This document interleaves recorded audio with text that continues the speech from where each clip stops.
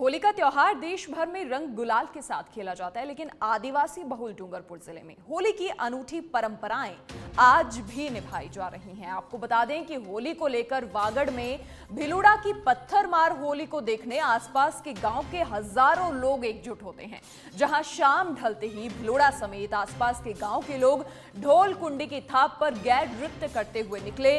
लोग गांव के रघुनाथ जी मंदिर के पास इकट्ठे हुए और एक साथ कई ढोल की आवाज के साथ लोगों ने जमकर गैर होली खेली।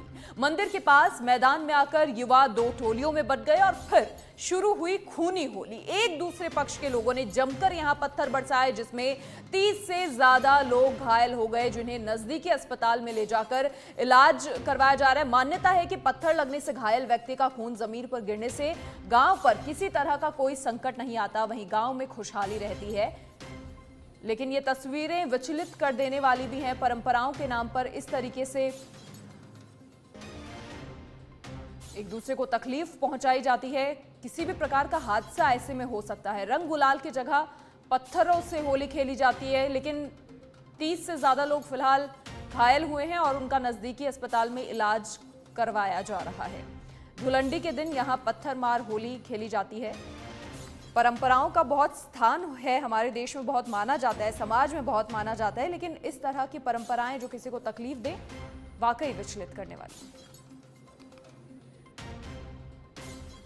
चलिए, और अधिक जानकारी के लिए सहयोगी तनुज फोन लाइन पर फिलहाल जुड़ चुके हैं। तनुज, क्या कुछ पूरी जानकारी, जो लोग घायल हुए हैं उनकी हालत कैसी है और ये परंपरा कब से यहाँ तक चली आ रही है? क्या प्रशासन या फिर गांव का कोई भी अधिकारी, उच्च अधिकारी, आसपास का जो प्रशासन है, क्या इन्हें रोकता नहीं है ऐसा करने से?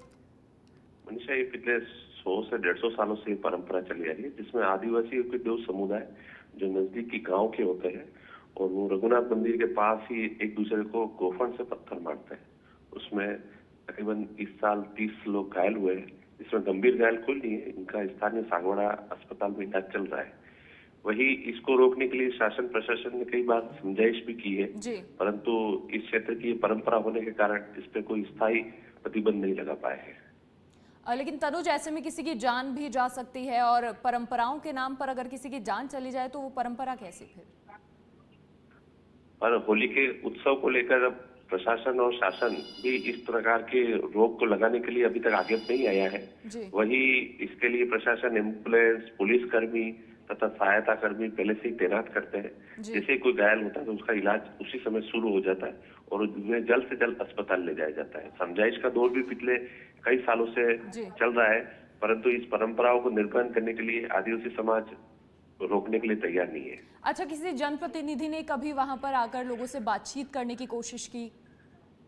कई बार सांसद, विधायक और स्थानीय प्रधान ने भी कई बार कोशिश की कि इस प्रकार की परंपराओं को बंद किया जाए, परंतु आदिवासी अपने अधिकार और अपने क्षेत्र की परंपराओं को बंद करने के लिए आगे नहीं आते हैं।